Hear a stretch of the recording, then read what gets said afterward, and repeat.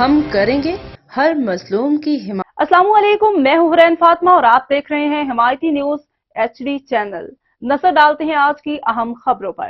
امریکہ کی صدر Joe Biden نے دوبارہ صدارتی امیدوار نہ بننے پر غور شروع کر دیا ہے۔ صدر بائیڈن کے انتہائی قریبی افراد کا کہنا ہے کہ جو بائیڈن نے دستبردار ہونے کے لیے ابھی اپنا ذہن تو نہیں بنایا، تاہم بظاہر وہ اس حقیقت کو تسلیم کر رہے ہیں کہ انہیں ممکنہ طور پر اس دور سے دستبردار ہونا پڑے گا۔ ذرائع کے مطابق بائیڈن اب اس بات پر یقین کرنے کی جانب بڑھ رہے ہیں کہ نومبر کے صدارتی انتخابات کو جیتنا ان کے لیے مشکل ہوگا اور بالآخر انہیں صدارت سے دستبردار ہونا پڑے گا۔